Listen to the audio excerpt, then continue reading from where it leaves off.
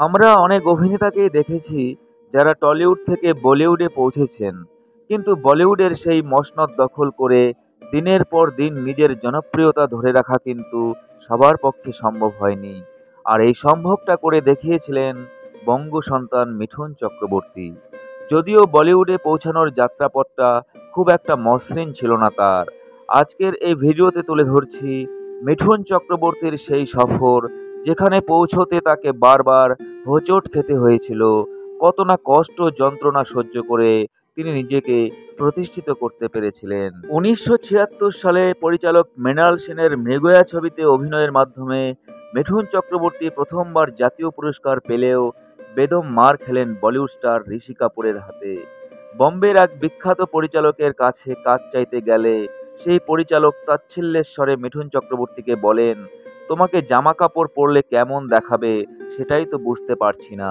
আর এই ছেলেটাকে জিতেন্দ্র বলেছিলেন, এ কালিয়া হিরো বানেগা, আগার এ সালা হিরো বান জাতা হে তো मैं फिल्म ही छोड़ दूंगा। কিন্তু এখানেই শেষ নয়। অমিতাভ বচ্চনের গডফাদার মনমোহন দেশাই সব শুনে একটা ১০ টাকার নোট এগিয়ে দিয়ে মিঠুনকে বলেছিলেন, দুদিন কিছু খাওনি শুনে সত্যি ভীষণ খারাপ লাগলো, নাও এই টাকাটা রাখো, পেট ভরে খেয়ে নিও, কিন্তু তোমার জন্য আমার ছবিতে কোনো কাজ নেই ভাই। হ্যাঁ, জবাব কিন্তু দিয়েছিল এই ছেলেটা। আর তার জবাব ছিল তার কাজে, কথায় নয়।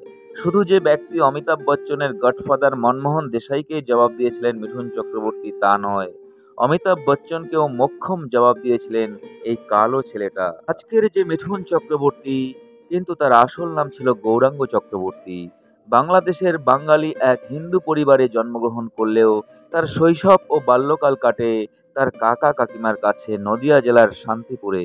আর সেখানে শান্তিপুর অরিয়েন্টাল একাডেমি স্কুলে ভর্তি হয়ে ওই স্কুল থেকে উচ্চ মাধ্যমিক পাশ করেন। পরবর্তীতে কলকাতার স্কটিশ চার্চ কলেজ থেকে কেমিস্ট্রি অনার্স নিয়ে গ্র্যাজুয়েট ডিগ্রি লাভ করেন।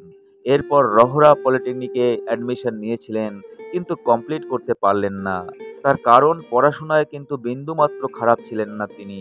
আসলে সেই সময়ে, মানে ১৯৭০ সালে, তিনি জড়িয়ে পড়লেন নকশাল আন্দোলনে। আর এই উত্তাল সময়ে কলকাতা থেকে তিনি পালিয়ে আশ্রয় নিলেন বোম্বেতে, কাকার বাড়িতে। কিন্তু কিছুদিন পরে নকশাল পরিচয় প্রকাশ পাওয়ার পর নিজের বাড়িতে আর আশ্রয় দিতে রাজি হলেন না নিজের কাকা। ৭০ দশকে তখন নকশালপন্থীদের নীতি ছিল ধরো আর মারো, মানে এক শ্রেণীর মানুষকে শেষ করতে পারলেই সমাজের সব সমস্যার সমাধান হয়ে যাবে। আর সেই সময়ে মাত্র ১৯ বছর বয়সে মিঠুন যখন কলকাতা থেকে বোম্বেতে পালিয়ে যান, তখন সেই ছেলেটা, মানে মিঠুন চক্রবর্তী, কখনোই ভাবেননি যে তিনি অভিনেতা হবেন। শুধুমাত্র প্রাণ বাঁচাতে গা ঢাকা দেওয়ার জন্যই কিছুদিনের জন্য বোম্বেতে যাওয়া। কলকাতা শান্ত হলে তিনি আবারও কলকাতায় ফিরে আসবেন। কিন্তু বোম্বেতে গিয়ে পাকচক্রে হঠাৎ একদিন বন্ধুদের সাথে পুনের এফটিআইতে গিয়েই সব এলোমেলো হয়ে গেল গৌরাঙ্গ চক্রবর্তীর। আর এই গৌরাঙ্গ চক্রবর্তী থেকে পরবর্তীকালে মিঠুন চক্রবর্তী উত্তরণের পর তিনি বলেছিলেন, আমি কোনো অ্যাম্বিশন থেকে অভিনেতা হইনি, কম্পালশন থেকে অ্যাক্টর হয়ে গেছি। রিপোর্টার আলী পিটারজনকে একবার মিঠুন চক্রবর্তী বলেছিলেন, কলকাতায় আমি যে নকশাল আন্দোলনের সাথে যুক্ত ছিলাম এবং নকশাল আন্দোলনের নেতা চারু মজুমদারের খুব ঘনিষ্ঠ ছিলাম, সেটা সিনেমা জগৎ তথা সিনেমা জগতের বাইরের অনেকেই জেনে গেছিলেন। ভাই মারা যাওয়ার পর আমি এই আন্দোলন থেকে সরে গেলাম, কিন্তু নকশাল ছাড়লেও নকশাল হিসাবে আমার পরিচয় কিন্তু কিছুতেই পিছু ছাড়ল না। আর মিঠুন চক্রবর্তীর এই নকশাল পরিচয় তাকে ধাওয়া করে বেড়ালো। এমনকি মিঠুন চক্রবর্তী যখন পুনের এফটিআইতে, তখনও তার এই পরিচয় তাকে তাড়া করে বেরিয়েছে। ৭০ দশকের শেষে মুম্বাই অবধি তার নকশাল পরিচয় তাকে তাড়া করে বেরিয়েছিল। আর এই নকশাল পরিচয় প্রকাশ পাওয়ার পরে এফটিআই এর কোর্স করতে গিয়েও তাকে সমস্যায় পড়তে হয়েছিল। এমনকি এফটিআই থেকে বের করে দেওয়ারও সিদ্ধান্ত নিয়েছিল এফটিআই কর্তৃপক্ষ। আর সেই সময়ে কাউকেই পাশে পাননি মিঠুন চক্রবর্তী। তাই নিজের এই কঠিন সিচুয়েশনে নিজেকেই সব সামলাতে হলো তার। সংস্থার ডিরেক্টর রোশন তানেজার সাথে সরাসরি কথা বললেন মিঠুন চক্রবর্তী। মিঠুন চক্রবর্তীর নাছোড়বান্দা মনোভাব আর যুক্তির কাছে হার স্বীকার করে শেষে ইনস্টিটিউটে রাখতে বাধ্য হলেন সংস্থার কর্ণধার রোশন তানেজা। তাই যে এফটিআই মিঠুন চক্রবর্তীকে একসময় তাড়িয়ে দিচ্ছিল ইনস্টিটিউট থেকে, শেষে দেখা গেল সেখান থেকেই মিঠুন চক্রবর্তী একেবারে ফার্স্ট ক্লাস ফার্স্ট হয়ে গোল্ড মেডেলিস্ট নিয়ে বের হলেন।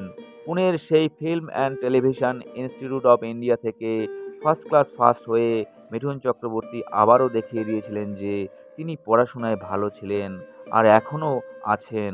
তিনি বুঝিয়ে দেন যে কোনো আবেগ বা ভাবাবেগ থেকে নায়ক হতে তিনি মুম্বাইতে পালিয়ে আসেননি। দাঁতে দাঁত চেপে তিনি শপথ নিয়েছিলেন নায়ক হওয়ার জন্য নিজেকে তৈরি করবেন। বলিউডের ইতিহাস তিনি নিজেই নিজের মতো করেই লিখবেন। আর এই প্রতিজ্ঞা নিয়েই তার এফটিআইতে ভর্তি হওয়া শুরু হয় তার জীবনের এক নতুন অধ্যায়। আর 1974 সালে পুনের সেই এফটিআইতে একটি নাটক প্রতিযোগিতায় প্রধান বিচারক হিসাবে উপস্থিত ছিলেন পরিচালক মৃণাল সেন। আর সেই প্রতিযোগিতায় শ্রেষ্ঠ অভিনেতার পুরস্কার পেয়েছিলেন মিঠুন চক্রবর্তী।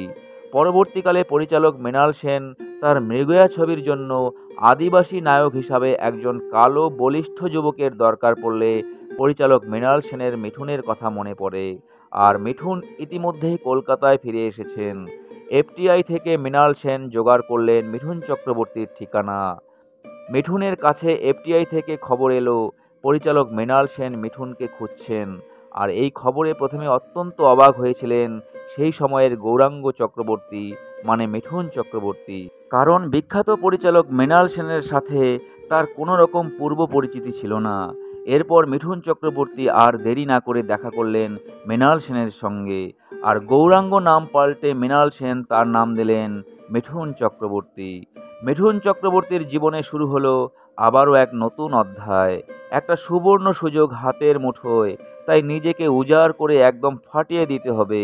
শরীর মনকে উজাড় করে দিতে জোড়াবাগানের পঞ্চানন দাসের ব্যায়ামাগারে শরীরচর্চা শুরু করলেন মিঠুন চক্রবর্তী, যাতে মৃগয়া ছবির জন্য বলিষ্ঠ চেহারাটা দারুণভাবে মানিয়ে যায়। আর মৃণাল সেনের এই মৃগয়া ছবির শেষ দৃশ্যে যখন আদিবাসী যুবক মিঠুনের ফাঁসি হয়, তখন সেই সিচুয়েশনে মিঠুনের মুখের অভিব্যক্তি কীরকম হবে সে বিষয়ে মিঠুন মৃণাল সেনের কাছে জানতে চাইলে মৃণাল সেন বলেন, চিড়িয়াখানায় বদ্ধ খাঁচায় আবদ্ধ বাঘের চলাফেরা আর তাকানোটা দেখেছিস?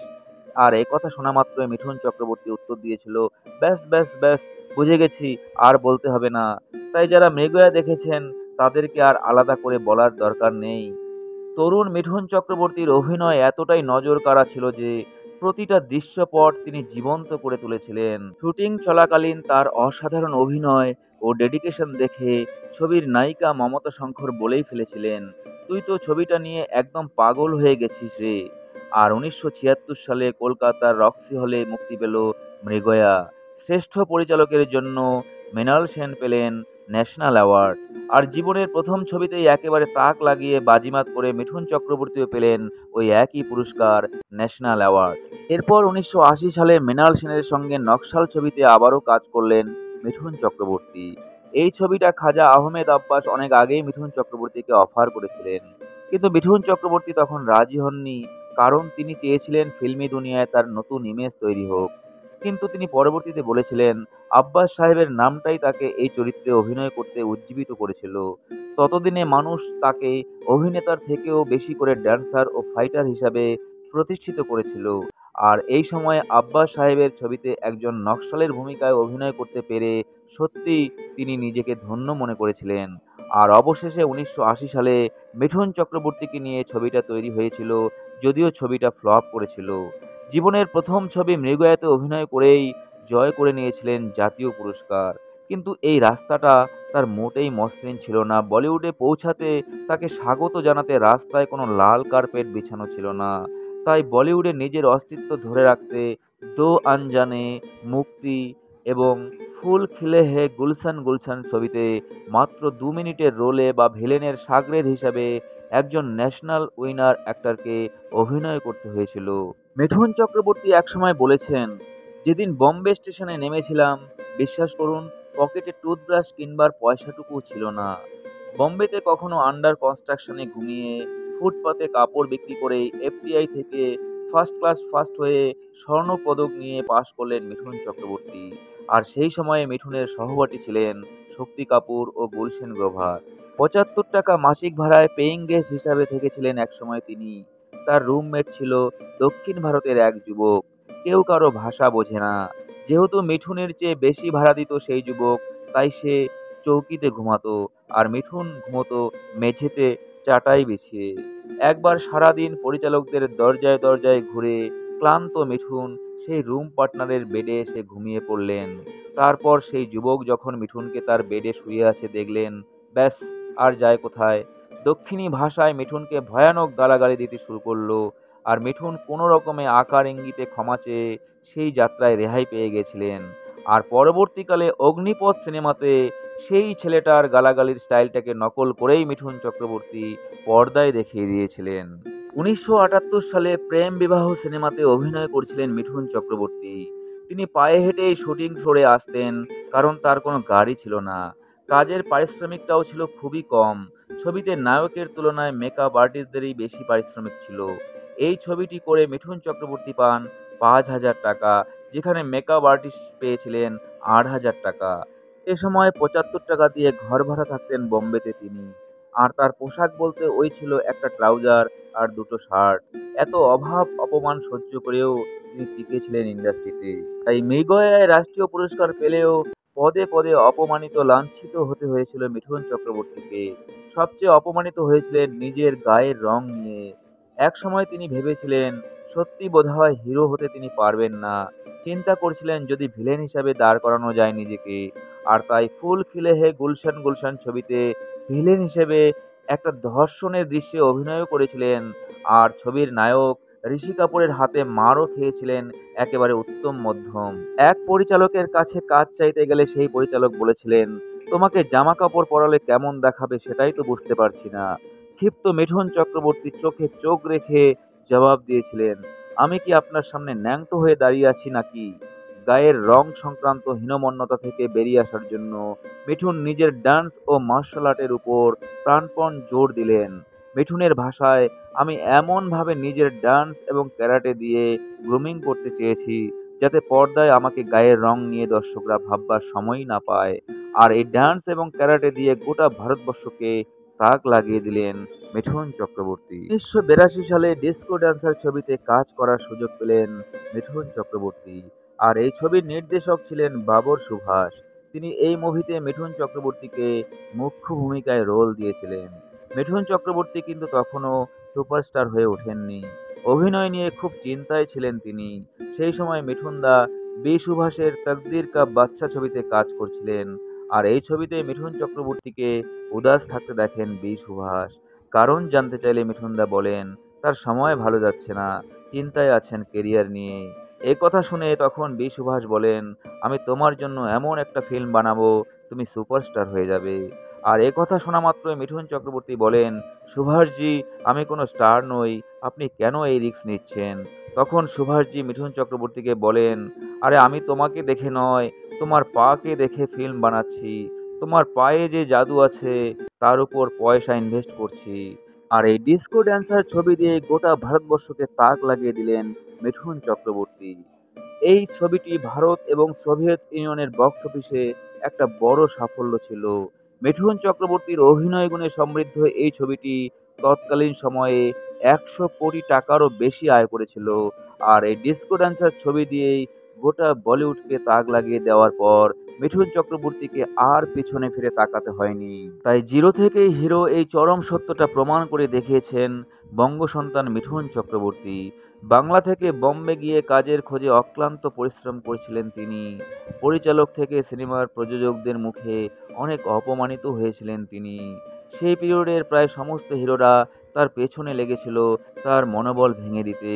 কিন্তু মিঠুন দা তার নিজের প্রতিভা গুণে নিজেকে পৌঁছে দেন সেরা জগতে। এক চিলতে মাটিও ছাড়ার যে তিনি পাত্র নন তা বুঝিয়ে দিয়েছিলেন সেই পিরিয়ডের সমস্ত সেলিব্রিটিদের। আর তাই তো তিনি আজ সব জায়গায় মহাগুরু। याद करेगा जहां